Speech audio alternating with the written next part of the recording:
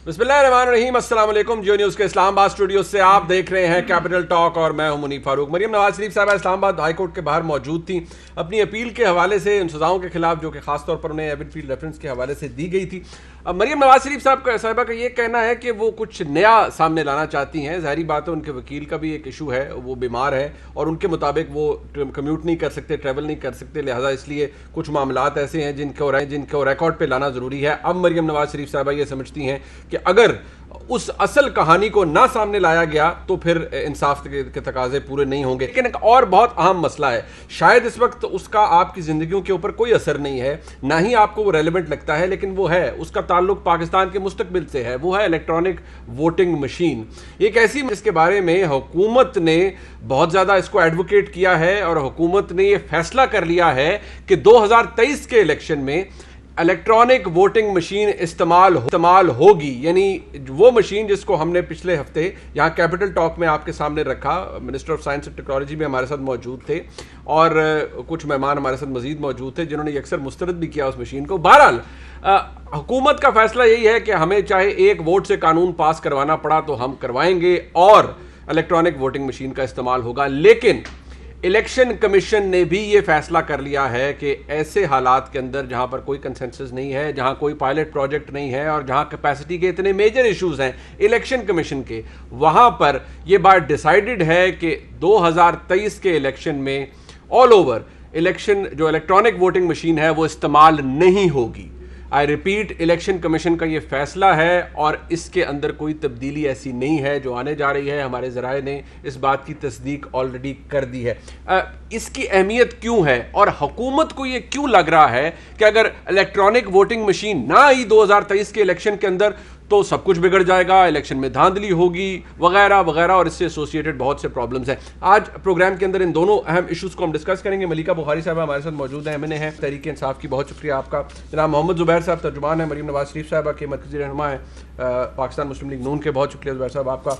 Senator Mustafa Nawaz खोकर साहब मौजूद हैं, पाकिस्तान पीपल्स पार्टी से ताल्लुक है। मलिका बुखारी साहब देखिए, बात बड़ी सीधी सी है, हम जरा इलेक्ट्रॉनिक वोटिंग मशीन पर आ जाएं। हुकूमत बहुत ज़्यादा इंसिस्ट कर रही है, ठीक है, और इलेक्शन कमीशन का भी ये मौक़िफ़ है कि हम बिल्कुल टेक्नोलॉजी के we are all for it, लेकिन आप लोग रश कर रहे हैं उसके अंदर कि 2023 में लेके आनी है, 2023 में इस्तेमाल करना है। वाई? देखिए मुनीब, बहुत शुक्रिया। पहली बात तो ये है कि आप भी जानते हैं, जितने अपोजिशन के मोहतरम रहनुमा यहाँ बैठे हैं वो भी जानते हैं कि पाकिस्तान में जितने भी इलेक्शन हुए एक सियासी तारीख है, उसको किसी पॉलिटिकल पार्टी ने तस्लीम नहीं किया। हारने वाले ने जीतने वाले को तस्लीम नहीं किया। 2018 में यही हुआ, पाकिस्तान तहरीक इंसाफ इक़्तिदार में आए एक हैवी मैंडेट के साथ और हमें सिलेक्टेड कहा गया, हमारी हुकूमत को मुस्तरद किया गया। तो हमने कहा कि अब ये बदअमनी की जो फ़िज़ा है इससे आगे चल नहीं सकती। पाकिस्तान के जमहूरी निज़ाम को तक़वियत देने के लिए, शफाफियत लाने के लिए, और ये जो फ़िज़ा है जिसके अंदर हम एक दूसरे के ऊपर इल्ज़ामात लगाते हैं उसको ख़त्म करने के लिए एक मुतबादिल दिया है हमने कि जो पहला निज़ाम है वो नहीं चल रहा। अच्छा। हमने उसको देख लिया, उसको परख लिया, इस्लाहात लाने की कोशिश की पाकिस्तान मुस्लिम लीग नवाज ने, वो नहीं चला, वो ठीक नहीं हुआ। तो हमने कहा कि दीगर ममालिक के अंदर, इंडिया के अंदर 911 मिलियन लोगों ने इलेक्ट्रॉनिक वोटिंग मशीन्स का इस्तेमाल किया है। फिलीपींस में 100 मिलियन लोगों ने इलेक्ट्रॉनिक वोटिंग मशीन्स का इस्तेमाल किया है। ब्राज़ील में, यूनाइटेड अरब एमिरेट्स में, बहुत सारे ऐसे ममालिक हैं जहां इसका इस्तेमाल हुआ है। नोटेबल वही हैं जो आपने बता दी हैं। Lot of countries have withdrawn it. नहीं बेटे, हम ये कह रहे हैं कि एक मुतबादिल पेश किया है ना, सक्सेसफुल मॉडल्स हैं, बट वो सक्सेसफुल मॉडल्स को आपने स्टडी भी किया होगा। None of them actually rushed into it. उन्होंने पायलट प्रोजेक्ट्स किए, it took them a lot of time.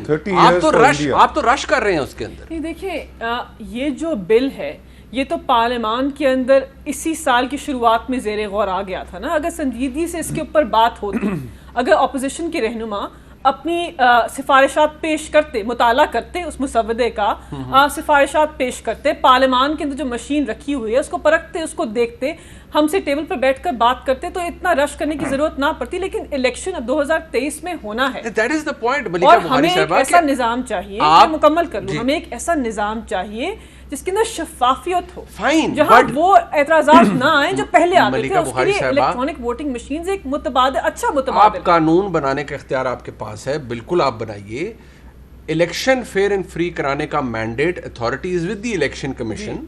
Election commission का इस्तेहकाक है, आप इलेक्शन कमीशन को ऑफर कर सकते हैं एक चीज़ या कुछ भी कि जी हम कानून में ये तब्दीली ला सकते हैं, इलेक्टोरल रिफॉर्म्स ला सकते हैं, लेकिन जो इंप्रेशन आपका जा रहा है और जो इलेक्शन कमीशन भी कंफर्म करता है बात इन सो मेनी वर्ड्स कि आप तो फोर्स कर रहे हैं कि भाई मानो ही मानो इसको। बिल्कुल भी नहीं। देखिए, आप एक जगह कहते हैं कि पाकिस्तान का जो निज़ाम है, इंतखाबी निज़ाम जो है, उसके अंदर शफाफियत नहीं है, उसके ऊपर एतराज़ात उठाते हैं, हम मुतबादल पेश करते हैं, आप संजीदगी से बात नहीं करते, आप अपना मौक़िफ़ सही तरह पेश नहीं करते। अभी जितनी भी बातें हुई, इलेक्शन कमीशन ऑफ पाकिस्तान आईनी इदारा है, हम उसका एहतराम करते हैं, लेकिन कानून साजी पार्लियामान का इस्तेहकाक है और आईनी इदारा कानून साजी को अमल दरामद कराने के लिए भी उनके ऊपर ये ऑब्लिगेशन है कि उन्होंने ये काम करना है। अपने आईनी इदारे के ऊपर जो आपका नो कॉन्फिडेंस है, वो 3 वज़रा ने एक प्रेस कॉन्फ्रेंस के अंदर आपने पूरे स्टेट के इदारे को फारिग कर दिया। आपने आज टेक्निकल कमेटी की पहली मीटिंग की ना,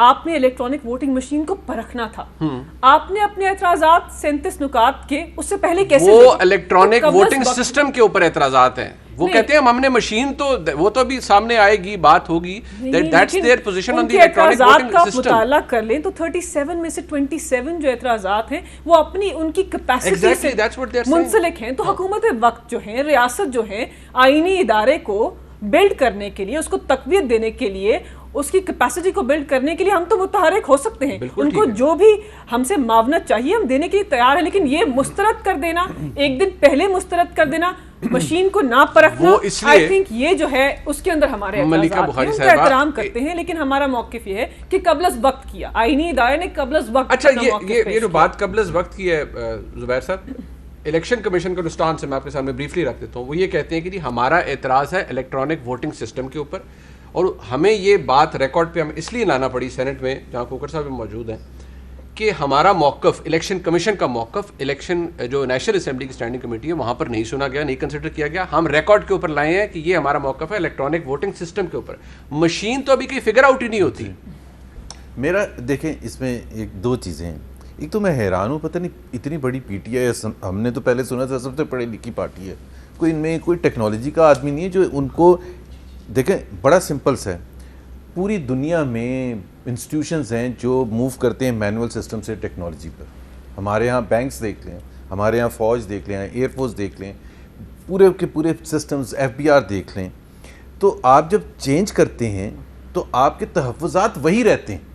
मिसाल के तौर पर हम जब मैनुअल वोटिंग सिस्टम की बात करते हैं तो क्या हम कहते हैं कि जी इंश्योर करना चाहिए कि जी वो जो भी शख्स है वो उसकी वहाँ रजिस्ट्रेशन होनी चाहिए उस कॉन्स्टिट्यूंसी में, वो वहाँ जाएगा तो अपना ID कार्ड दिखाएगा, प्रिसाइडिंग ऑफिसर, पोलिंग एजेंट सारा उसको वेरीफाई करेंगे, इंश्योर करेंगे उसका वोट यहाँ रजिस्टर है, फिर उसको वो पर्ची दी जाएगी, काउंटर फॉइल पर वो अंगूठा लगाएगा अपना मार्क ऑफ आइडेंटिफिकेशन और उसको वोट मिल जाएगा। एंड फिर उसके बाद काउंटिंग कैसे होगी, फिर उसके बाद पूरा प्रोसेस।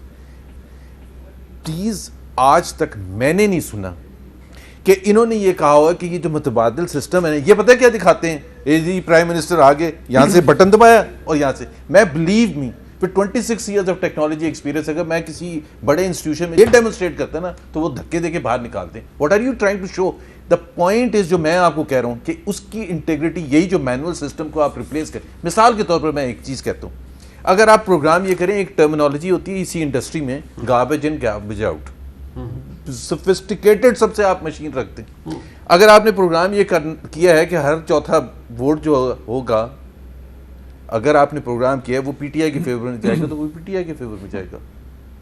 तो मुझे ये बता दें कि वो जो ये जो टेक्निकल एस्पेक्ट्स हैं, जो हमारे टेक्निकल एस्पेक्ट्स हैं कि कैसे। दूसरी बात ये, एक हल्के में तकरीबन 300 पोलिंग स्टेशंस होते हैं और मल्टीप्लाई करें 272 हल्कों से और फिर प्रोविंशियल असेंबली के इलेक्शन से, क्या टेक्नोलॉजी को, आरटीएस भी टेक्नोलॉजी बेस्ड सिस्टम था। फाइन, बट एक सेकंड सुन लेना, टेक्नोलॉजी बेस्ड सिस्टम। इनका आर्गुमेंट अपनी जगह मौजूद है, कहते हैं आप कुछ अल्टरनेटिव भी पेश भाई, अल्टरनेटिव क्या? एक सेकंड पहले तो आप ये डेमोन्स्ट्रेट, अभी मैंने कल उनको ये कहा था, ये शिबली फराज साहब को, साइंस एंड टेक्नोलॉजी के मिनिस्टर, आप अभी मुझे एक्सप्लेन करते हैं ये सारी चीजें, मुझे आप अभी एक्सप्लेन करते हैं। ये जो आप कहते हैं ना कि यहाँ से बटन दबाया और यहाँ से वोट नहीं, वो यहाँ लाए थे, खोकर साहब ने लिफ्ट नहीं कराई थी। भाई यार, खोकर साहब क्यों, जब तक आप बताएं ना हाउ डज इट इंश्योर? देखें ना, बैंक में पहले इंटरेस्ट क्रेडिट होता था, मैनुअल कैलकुलेशन, फिर और उसमें 2 महीने लगते थे हर एक के। 10,000 अकाउंट्स हैं एक ब्रांच में,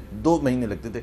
फिर आ गया, टेक्नोलॉजी आ गई और एक झटके में एक उसे, लेकिन उसके पीछे इतनी मेहनत और टू इंश्योर कि उसकी इंटीग्रिटी है कि मेरा इंटरेस्ट अगर उस प्रोग्राम में ये कर दें कि मोहम्मद जुबैर का इंटरेस्ट खोकर साहब को मिल जाए तो मिल जाएगा। नहीं, बट मलिका बुखारी साहबा का आर्गुमेंट ये है कोई कि हम argument? शफाफियत लाना चाहते हैं, तो हम कब 2023 कह के रहे हैं इलेक्शन को शफाफियत? हम चाहते हैं कि पहले से बेहतर हो। सेकंड चीज मुनीब, जो सबसे अहम स्टेक होल्डर्स होते हैं मेरे अपने हिसाब से, मैं I am not a legal expert, इन दोनों को ज्यादा पता होगा, ये मेंबर ऑफ पार्लियामेंट है। आई थिंक ये is the cog to ensure free and fair elections is election commission. उसके लिए वो मशीन का इस्तेमाल करें, उसके लिए वो मशीन का इस्तेमाल ना करें, वो पायलट प्रोसेस से थ्रू जाएं। हुकूमत वक्त can't force that on them and then they authorize a institution like NADRA which is subservient to the government of Pakistan, उसको वो बहुत से चीजें रिस्पॉन्सिबिलिटी दे दीजिए। वो तो they are trying to facilitate the नहीं, हमें नहीं चाहिए ना वो facilitation। RTS भी फैसिलिटेशन थी ना। वो कहते हैं कि हम चाहते हैं कि निजाम बेहतर हो। अच्छा, दूसरी बात एक आर्गुमेंट मैं दे दूं, FBI का सिस्टम भी बड़ा जबरदस्त सिस्टम था ना, वो हैक हुआ है भाई इंडियंस के पास सारी। अच्छा, by the way, finance minister as of today has his latest position is कि 90% data has been retrieved।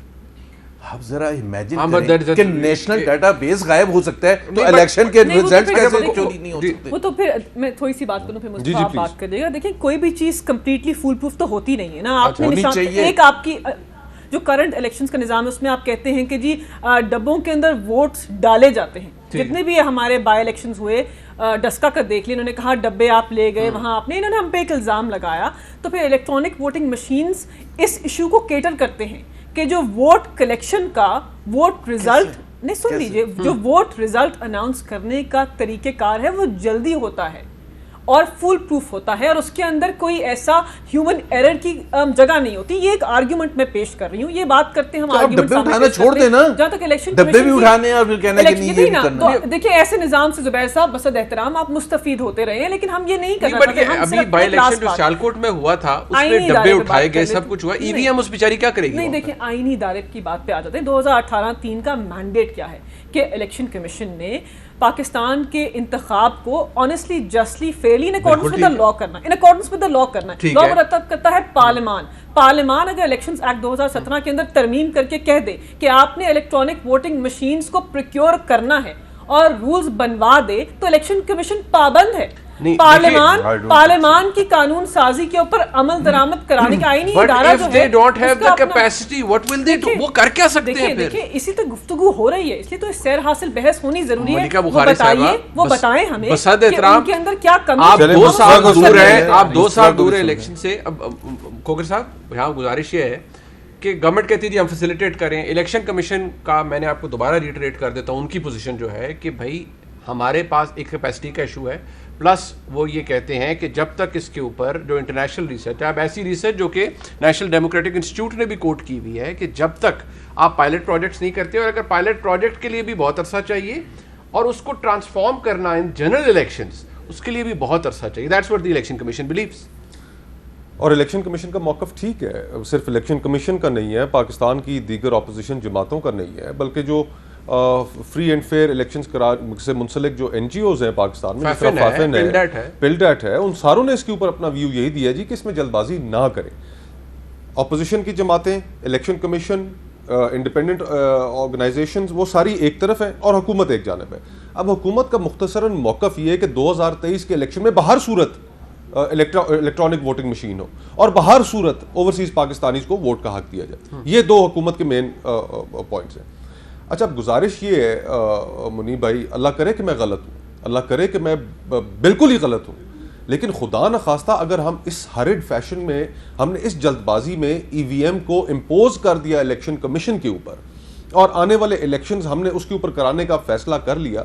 Election commission हमें बता चुका है कि पायलट टेस्टिंग इतनी नहीं हुई, कम से कम 3 साल का अरसा चाहिए कि हमें कुछ पता भी चले कि मशीनें ठीक काम कर रही हैं या नहीं। स्टाफ के साथ तो हो ही नहीं सकती जी। और फिर देखें, 2 उन्होंने पायलट प्रोजेक्ट्स किए हैं, NA4 में उन्होंने किया है और गालिबन चकवाल की कॉन्स्टिट्यूंसी थी, प्रोविंशियल असेंबली का हल्का था, उन दोनों जगहों पे उन्होंने पायलट टेस्टिंग की है। अब उसके अंदर एक गैर मुल्की कंपनी थी जिसने इलेक्ट्रॉनिक वोटिंग मशीन्स दी और उसमें रिजल्ट्स क्या सामने आए।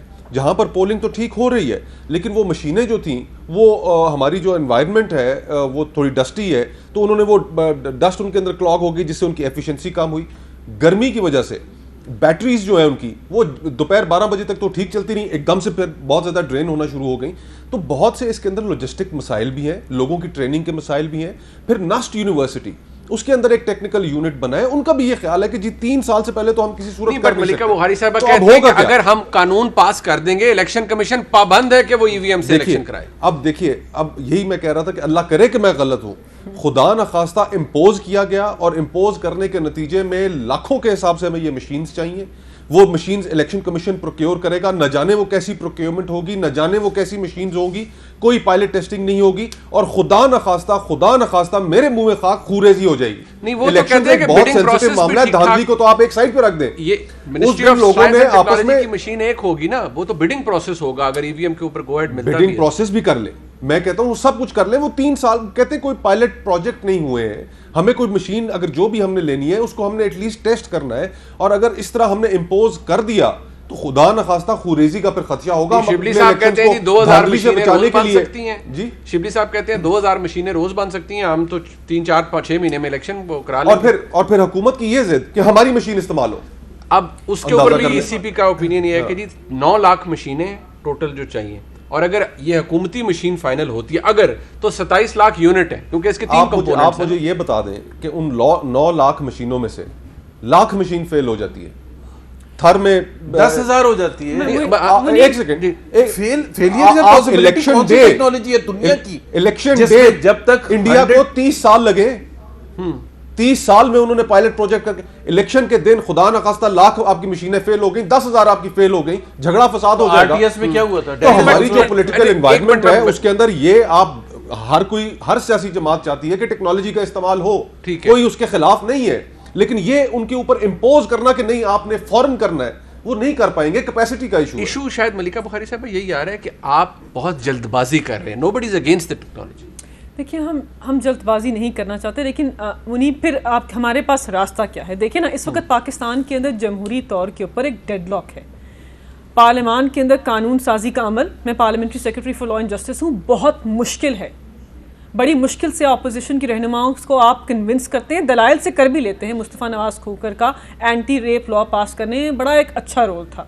फारूक नाइक ने पाकिस्तान तहरीक इंसाफ की मदद की, आज़म नज़ीर तारड़ ने पाकिस्तान मुस्लिम लीग नवाज से हमारी मदद की, लेकिन ये एक एक्सेप्शनल सिचुएशन थी। हमने अपने दलाइल से इनको कायल किया, लेकिन कानून साजी का अमल पार्लियामान के अंदर नहीं चलता, क्योंकि अपोजिशन और ट्रेजरी बेंचेस के अंदर डेडलॉक है। डेडलॉक क्यों है? क्योंकि ये हमें मुस्तरद कर चुके हैं, ये हमें हुकूमत वक्त मानते ही नहीं है। और क्यों नहीं मानते? क्योंकि कहते हैं कि इलेक्शन को चोरी किया गया, धांधली हुई।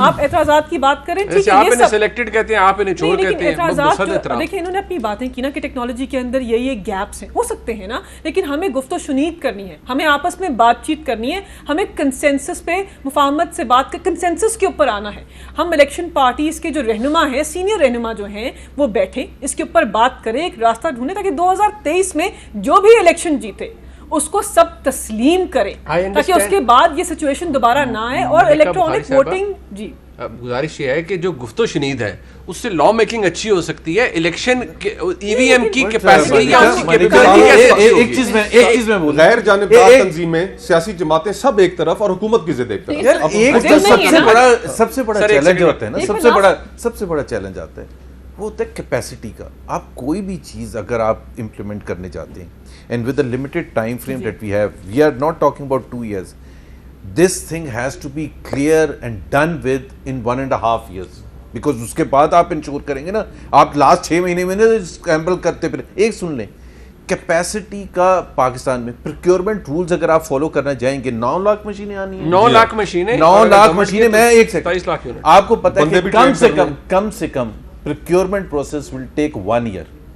No, it can't. शिबली साहब कहते हैं हम 6 महीने में सारी मशीनें बना नहीं, मशीनें नहीं बना देंगे एक तरफ, तो फिर बिडिंग के बगैर बनाएंगे, सारे प्रोक्योरमेंट रूल्स को बाईपास करके बनाएंगे। नहीं, वो कहते हैं अगर हमारी वाली मशीन ओके हो जाती है। नहीं, हमारी वाली मशीन कैसे ओके हो जाएगी? आप एक सेकंड, ये तो एक पहली हुकूमत है जो ये कह रही है हम FBR में अपनी मशीनें बना के चलाएंगे या अपना टेक्नोलॉजी बनाएंगे। आप हमेशा, जब दुनिया में सारी सर्विसेज अवेलेबल हैं, price wise and technology wise की उसकी क्वालिटी क्या है, एफिशिएंसी क्या है, उसको डिटरमिन करने के लिए तो बिडिंग प्रोसेस होता है एंड सारी दुनिया की कंपनीज आएंगी, वो बिड अच्छा, इफ द करेंगी। इंटेंशन इज सो क्लियर मलिका साहिबा, तो ये वो तो हो सकता है कि जी आपने इसका आगाज कर दें और आप कहें जी 2023 के इलेक्शन में कम से कम 10 हलकों में ये इस्तेमाल होगा। That is also start. Exactly. देखिए वन पॉइंट एजेंडा है ना कि इस इनको वक्त 10 आप से ज्यादा कहते हैं सीटें चाहिए कि- ना। नहीं ये बात नहीं है, देखिए 10 से तो मसला नहीं हल वो तो होता। सबको चाहिए ना। देखिए बात ये है ना कि न्यूट्रलिटी चाहिए ना आपको। आप जो पुराना निजाम था उस पर यकीन नहीं रखते। मुस्तफा कहते कि इतनी इसके अंदर सिस्टम के अंदर गैप्स हैं, ये इनका राय है, इन्होंने कुछ उसका मुताला किया है, लेकिन पुराने निजाम के अंदर भी तो आप कहते हैं ना कि बॉक्स गुम जाते हैं, पोलिंग स्टेशंस को जला दिया जाता है, उठा के लेके ना जाए ना, नहीं कमाल है। मतलब आप कह रहे हैं कि या तो वो करें या हम उठा के लेके नहीं नहीं ये बात नहीं है। देखिए चौधरी निसार इनके इंटीरियर मिनिस्टर थे, उन्होंने पार्लियामान के फ्लोर पे कहा था कि 70,000 अनवेरिफाइड वोट्स हैं पाकिस्तान के हर। He did not said. Let me clarify. अब इन्होंने इल्जाम नहीं, लगाया। मैं आपको ये चौधरी निसार की statement I have to clarify what he said was. Please सुन लें, आप फिर उसका रिस्पांस अच्छा, बट ये मुझे मौका दीजिए। अनवेरिफाइड वोट्स हो सकते हैं, फिर एक इलेक्टोरल कमीशन बना। देखिए पुराने निजाम के अंदर कबाहतें थी, बिल्कुल उसके है, अंदर आप गैप्स फरमा रही हैं। थे। यहाँ पे इलेक्शन 2018 के इलेक्शन के अंदर, 2013 के इलेक्शन के अंदर मैं जानती हूँ कि पोलिंग स्टेशन जलाए गए। बिल्कुल बात यह है कि अगर पुराना निजाम नहीं चलता, 2013 आगे का ठीक है, बिल्कुल। 2013 हम के जब neutrality इलेक्शन की बात हुआ था तो एक जो कमीशन बना था उसमें आप भी होती थी ना, वहाँ एक ये बात भी हुई थी। देखे ना ये अनवेरिफाइड का चक्कर क्या है। वो जो मैंने कहा था ना अंगूठा लगाते हैं काउंटर फॉइल पर, by the way that is not a legal requirement to confirm, because मेरा वोट अगर अंगूठा रीड नहीं करती इलेक्शन कमीशन की machine, that's not my headache. और आप कोई जगह चले जाएं, आप यूएस एम्बेसी में जाएं, आप सऊदी अरेबियन एम्बेसी में जाएं, आप कहीं जाएं, दुबई जाएं, आंखों का वो करें तो 90% फर्स्ट टाइम डिटेक्ट नहीं होता। But they have such a important technology. वो जो अंगूठों का वेरिफिकेशन का था उसका चौधरी निसार ने ये थोड़ा कहा था कि अनवेरिफाइड है। अच्छा चले एक भोर साहब अगर इजाजत। जी जी, मैं सिर्फ इतना नुक्ता कहना चाहता था कि जो इन्होंने कहा कि हम इम्पोज करके कानून में तरमीम कर देंगे और फिर इलेक्शन कमीशन को मानना पड़ेगा, वो मलिका साहब ये ने कहा हुकूमत का पॉइंट ऑफ व्यू है। अब बगैर कंसेंसस के इस तरह की चीज करना ये जाहिर बात है, इसके ऊपर रिजर्वेशंस, तलखियां, ये सब चीजें बढ़ेंगी। और साथ ही साथ फिर जब इलेक्शन कमीशन ये चीज करने की पोजीशन में नहीं होगा, बहुत से लोग अदालतों में भी जाएंगे और अदालतों में भी जाएंगे, वहां पर भी कहेंगे कि जी कि ये जो हुकूमत ने अमेंडमेंट इलेक्शन कमीशन चला जाएगा, इलेक्शन कमिशन शायद खुद चला जाए, रियासत का इदारा है, वो भी जा सकता है। और अगर वो अदालतों में चलेगा और अदालतों ने स्ट्राइक डाउन कर दिया तो फिर वो भी आपको पता है हमारे मुल्क में जिसने इलेक्शन कराना है उसके पास लॉ स्ट्राइक डाउन हुए हैं। हाँ, और इस सारी सूरत हाल में देखिए हम फिर एक दफा अदलिया को घसीटेंगे, वो अदलिया को घसीटेंगे इस सियासी बहस में, दीगर इदारे इस सियासी बहस में इन्वॉल्व होंगे। तो बजाय इसके कि हम तलखियों की तरफ जाए, हम बैठ के आपस में इस चीज पे क्यों नहीं फैसला करते? हम तो चाहते हैं। मैं एक ब्रेक ले लूं जी, ब्रेक से वापस आते हैं, ये बहस जारी है और ब्रेक के बाद फिर मजीद बात करते हैं। साथ रहिए।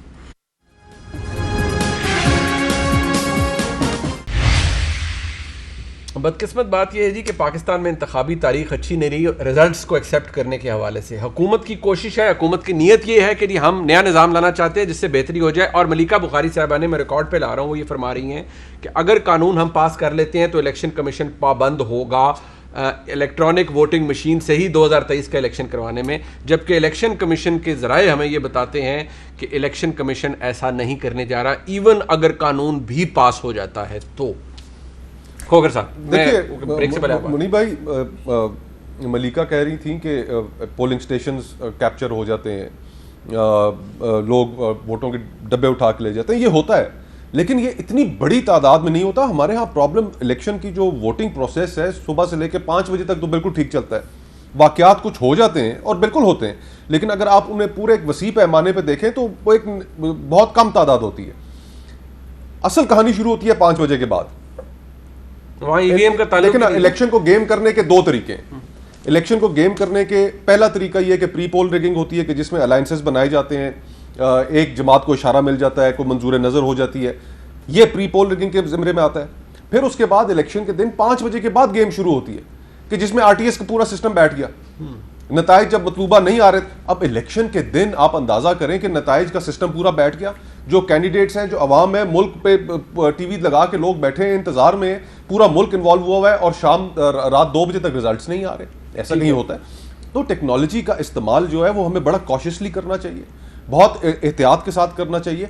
खुदा न खास्ता इस जल्दबाजी के नतीजे में बहुत, अल्लाह माफ करे, कि बहुत बड़े पैमाने पे कत्लो गारतगरी हो जानी है। नहीं बट मलिका, मैं एक चीज कहूंगा कि ये अगर एक सेटिस्फाई कर दें, टेक्नोलॉजी कर दें ना, ये एक रिपोर्ट इशू कर दें कि एफबीआर के even after warnings, bye the वे 2018 में वार्निंग इनको मिली, 2020 में इनको वार्निंग मिली, 2021 में, जब इतने बड़ा डाटाबेस हैक हो सकता है, तो मुझे ये बता दें कि ये टेक्नोलॉजी की कैसे इंश्योर करेंगे with the kind of capacity. And FBR bye the way has one of the best resources in terms of information technology. और यहाँ इलेक्शन कमीशन और यहाँ इंफॉर्मेशन, और दूसरी सबसे बड़ी बात ये, यू नो राइट नाउ अगर ये अंदाजा करें, हुकूमत ऐसे खड़ी है और उसके सामने खड़ी है इलेक्शन कमीशन, आमने सामने खड़े। It has never happened in Pakistan history. 2 साल 1.5 साल पहले दोनों आमने सामने खड़े हैं कि जी हम ये कह रहे हैं हम थोपेंगे, वो कह रहे हैं हम नहीं एक्सेप्ट करेंगे। वो कहते हैं, It has never happened in वो history. कहते हैं कि मैं बताऊं प्रोसेस इसका। के थ्रू सब कुछ करें, इतना रश ना करें। That's their position election commission. Election पहले जिसने तो दो कंडक्ट बातों कराना की है, क्लैरिफिकेशन जी, दे जी, दूं। जी। 2 बातें देखिए, पहले तो जैसे मुस्तफ़ा ने बात की, ज़ुबैर साहब बात करें, देखिए हम कंसेंसस से कानून साजी करना चाहते हैं। बहुत अच्छी बात। ये इसी स्पिरिट से करना चाहते हैं, इनको कायल करने की कोशिश करें। हमने पार्लियामान में मशीन भी रखती है, इनके पास मुसव्वदा है, नेशनल असेंबली की स्टैंडिंग कमेटी में ज़ेर गौर आया, इन्होंने अपनी सिफारिशात नहीं पेश की। सही जिस तरह यहाँ पेश करें मुस्तफ़ा नवाज खोखर साहब और ज़ुबैर उमर साहब, उस स्टैंडिंग कमेटी के अंदर इस किस्म के दलाइल पेश नहीं आए। तो अगर सीरियसनेस से ये बात करना चाहते हैं तो हम सब बैठ कर माजरत चाहता हूँ कदा कलामी की, ये दलाइल मलिका हमने पार्लियामेंट्री अफेयर्स की कमेटी जहाँ पे ये लॉ दोनों डिस्कस हो रहे हैं, वहाँ पे भरपूर अंदाज में दिए। देखिए जो लॉ एंड जस्टिस कमेटी की स्टैंडिंग कमेटी थी ना, उसके अंदर ये नहीं ज़ेर गौर आया। मैं सिर्फ ये कह रही नहीं, हूं बट कि हमारे नेशनल सामने- असेंबली के अंदर तो इलेक्शन कमीशन कहता है कि आपने इलेक्शन कमीशन की भी नहीं सुनी। देखिए वहाँ पे उनका व्यू, जब तक मैं वहाँ मौजूद थी, क्योंकि मैंने वोट किया था, वहाँ पे उनको उससे पहले मौका दिया गया था। लेकिन ये नहीं है कि जो मौक़िफ़ वो पेश करेंगे उसको हम मनोअन तस्लीम करें। हम इदारे के, ये इन्होंने कहा ना कि इदारा और हुकूमत वक्त सामने खड़े हैं, बिल्कुल नहीं खड़े। लेकिन एक बात है कि पाकिस्तान तहरीक इंसाफ की हुकूमत में आईनी इदारे भी आज़ाद हैं अपना मौक़िफ़ पेश करने के लिए। इससे पहले आईनी इदारों के ऊपर कुछ ऐसे हुकूमत वक्त थे, साहिब इक़्तिदार थे, जो आईनी इदारों पर दबाव डालते थे। नैब चेयरमैन कहते थे, बसद एहतराम आपको नहीं करी, नैब चेयरमैन कहते थे कि मैं नवाज शरीफ के खिलाफ केस नहीं बनाऊंगा, तो आला अदालत के मोहतरम जजेस ने कहा हम तो आप पे इन्हिसार करे थे। उन्होंने कहा नहीं, हाथ जोड़े आला अदालत के। नैब चेयरमैन ने जावेद चौधरी साहब को इंटरव्यू दिया और उन्होंने कहा कि मैं फलाने फलाने के खिलाफ case I have to bring in, सुन ले ये ना कहिए कि हम सामने खड़े हैं, तो मौक़िफ़ पेश करें। अच्छी बात है ये। सुन ले, लास्ट वीक शाहजेब खानजादा के साथ इंटरव्यू दे रहे फाइनेंस मिनिस्टर, भारी भरकम फाइनेंस मिनिस्टर। उन्होंने कहा कि जी ये जो LNG की प्रोक्योरमेंट में जो पाकिस्तान को hundreds of billions of rupees का नुकसान हुआ है, इसकी आप कैसे जस्टिफिकेशन दे सकते हैं? आपके गलत फैसलों ने, आपकी हुकूमत के। Look at his answer, he said मैं बिल्कुल मानता हूँ hundreds of billions of rupees का नुकसान, लेकिन हम इसलिए गलत फैसले करते हैं क्योंकि हमें नैब से डर है। तो उसने कहा नैब को आप ठीक कर दें। उसने कहा पिछली दफा मैंने नैब का नाम लिया था तो मेरे पास नोटिस आ गया था। अगर कोई हुकूमत, ये बनाना रिपब्लिक से भी वर्स है, a finance minister, one of the most powerful ministers, is saying that hundreds of billions of rupees of losses will continue in this country because हमें डर है कि अगर हम फैसले करेंगे, that's what he said. that's what he said. I can challenge you, you can play that right now. देखिए ये तो एक हमने बैलेंसिंग, देखिए नैब एक इदारा है, उसने अपने पावर्स को, अपने फाइनेंस मिनिस्टर को जाकर समझा दें। नैब एक इदारा है, उसने अपने पावर्स का इस्तेमाल करना, एक कानून के तहत बना है, उसने और कैसे एक्सरसाइज करना है उसको हम डिक्टेट नहीं कर सकते ना। कहीं पे गैप्स हैं, नैब कवानीन में तरमीम करनी थी तो आपने इतनी लंबी सिफारिशात नहीं पेश करनी थी ना। आपका एहतराम करते हैं, लेकिन जो आपने सिफारिशात पेश की कि नैब को एज ए इदारा बंद कर दो, वो भी तस्लीम नहीं कर सकते थे। आप कोई बात बताइए ना कि जो गैप्स हैं उनको पुर कैसे कर सकते हैं। पिछले 14 साल में, 30 साल में जब हुकूमत को कह रही है मैं कुछ नहीं कर सकता, तो हम क्या करें? साहब एक मिनट मेरी बात सुने, गुजारिश सुन ले कि एज एन इदारा नैब के अंदर इस्लाहात लाने की किसने कोशिश की, हमें बताएं ना। किसी ने, हम आए, हम एक सिंपल मेजॉरिटी के साथ, एक छोटी अक्सरियत के साथ इक्तदार में आए। आपके पास 2/3 अक्सरियत थी, आपने इन्होंने नहीं किया।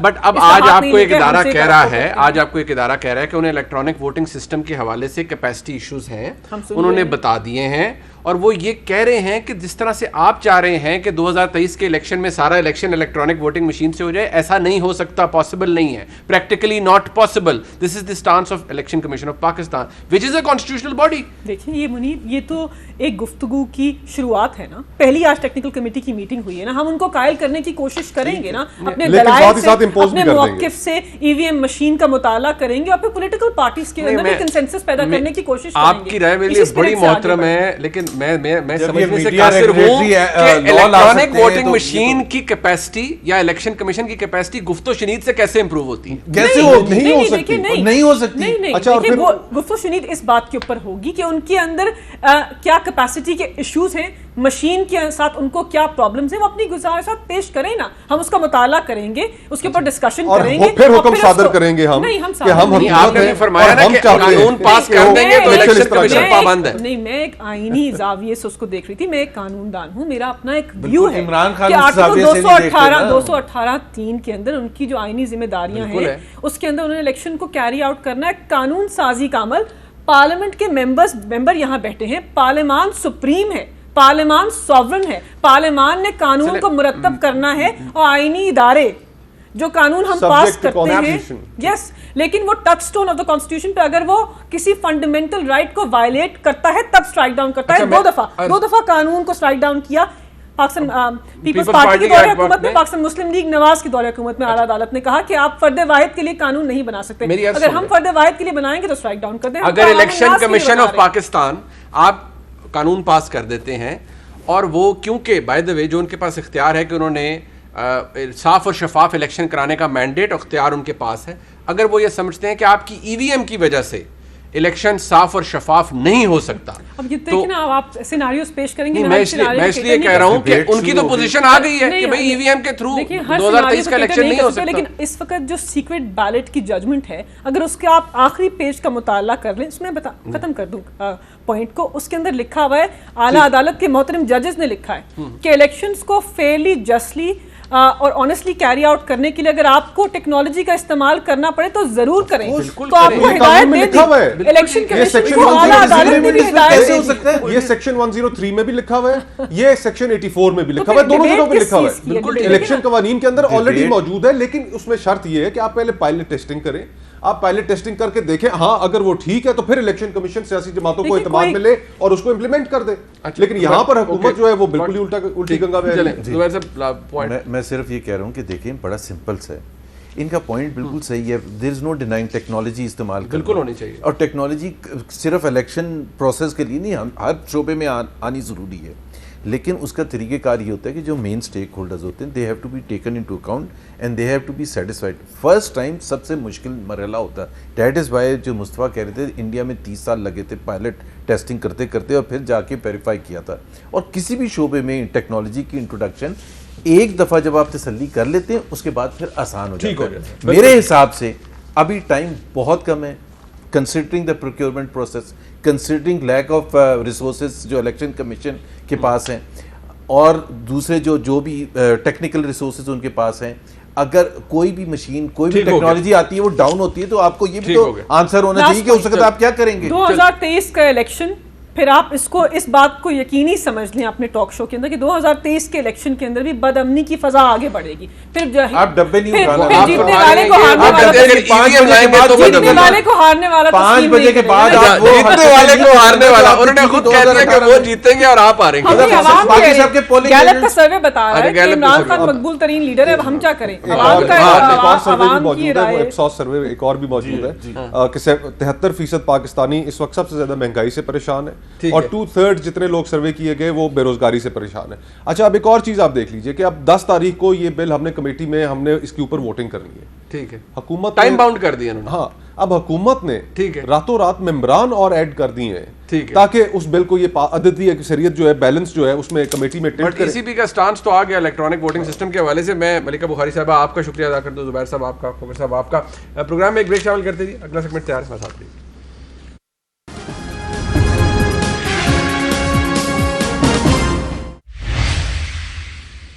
आप में से सबको पता होगा EU डिसइंफॉर्मेशन लैब किस तरह पाकिस्तान के खिलाफ इस्तेमाल होती रही। परवेज़ इकबाल लोसर साहब का एक नाम है, इस हवाले से मुतअद्दिद दफ़ा वो पाकिस्तान के मीडिया के ऊपर अपीयर हुए। उन्होंने इसके हवाले से बताया कि किस तरह पाकिस्तान के खिलाफ इस डिसइंफॉर्मेशन लैब को इस्तेमाल किया जाता रहा। परवेज़ इकबाल लोसर साहब हमारे साथ हैं। लोसर साहब ये बताइएगा, चले ये सिलसिला शुरू हुआ, आपकी बड़ी खिदमात हैं इस हवाले से, लेकिन जो हैरान कर देने वाली बात यह है कि एहतजाज या मुजाहरे तो कम अज़ कम हमें यहाँ रिकग्निशन ये आपको देनी चाहिए कि आपकी इस हवाले से जो अवेयरनेस की कैंपेन है, आपने सारे चीज़ को जिस तरह से उजागर किया और यहाँ पर लोगों को पता चला कि इंडिया पाकिस्तान के ख़िलाफ़ किस तरह से उस डिसइंफॉर्मेशन लैब को इस्तेमाल कर रहा है, यहाँ आपके खिलाफ ही मुजाहरे और इस तरह के एहतजाज शुरू हो गए। बिस्मिल्लाहिर्रहमानिर्रहीम। सबसे पहले तो आपका शुक्रिया, आपने अपने प्रोग्राम में मदऊ किया। असल में मैं आपको बताऊं, जब ये इंडिया का भयानक चेहरा जो है 9 दिसंबर 2020 को दुनिया के सामने आया, तो इससे अगर 3 दिन पहले जाएं तो 6 दिसंबर को इंडिया न्यू दिल्ली टाइम ने मेरे ख़िलाफ़ एक बहुत बड़ा कई सफ़े का एक आर्टिकल लिखा। अच्छा। और दूसरा आर्टिकल फिर उन्होंने 12 दिसंबर को द संडे गार्डियन में लिखा। उनके मीडिया के ऊपर मेरे ख़िलाफ़ एक प्रोपेगेंडा चला, जो उन्होंने जब उनका भयानक चेहरा जो है फेक मीडिया इंडस्ट्री पकड़ी गई, तो फिर उन्होंने मेरे हवाले से ये आर्टिकल और टीवी प्रोग्राम इंटरनेशनल यानी कि वेस्टर्न मीडिया को, यूरोपियन पार्लियामेंट के मेम्बरान को, सिविल सोसाइटी को ये आर्टिकल भेजे कि ये एक बंदा जो है ये कर रहा है, वो कर रहा है, लेकिन वो वहाँ पर कामयाब नहीं हुए। क्योंकि मैं वहाँ 30 साल से हूँ, 20 साल से मैं यूरोपियन पार्लियामेंट में पाकिस्तान और कश्मीर के लिए जा रहा हूँ। जब उनने देखा कि ये ना तो भाग रहा है, क्योंकि उनके तो सारे स्पॉन्सर भाग गए थे, वो सारे अपनी NGO बंद करके, दफ्तर बंद करके भाग गए थे, और ये मेरे ऊपर उनका जो हमला था वो इसी का निशानी था कि अभी इसका पीछा करते हैं, यूरोपियन अदारों को, यहाँ के इंस्टीट्यूट को इसके पीछे लगाते हैं तो ये भी भाग जाएगा। लेकिन क्योंकि मैं ना किसी का स्पॉन्सर था, ना मेरे पीछे कोई एजेंसी थी, मेरे साथ मेरे पाकिस्तानी थे, कश्मीरी थे और यूरोपियन सिविल सोसाइटी थी। उन्होंने जब मेरे ख़िलाफ़ प्रोपेगेंडा किया तो उसमें वो नाकाम हुए। उसके बाद यूरोप में तकरीबन 16 मुल्कों में जो मेरी फेडरेशन है, EU पाक फ्रेंडशिप फेडरेशन, ये यूरोप के 16 ममालिक में है। हमने हर 5 अगस्त को, 15 अगस्त को यूरोप के जितने इनकी एम्बेसी हैं, इंडियन इनके कौंसलेट हैं, उनके सामने हम प्रोटेस्ट करते हैं।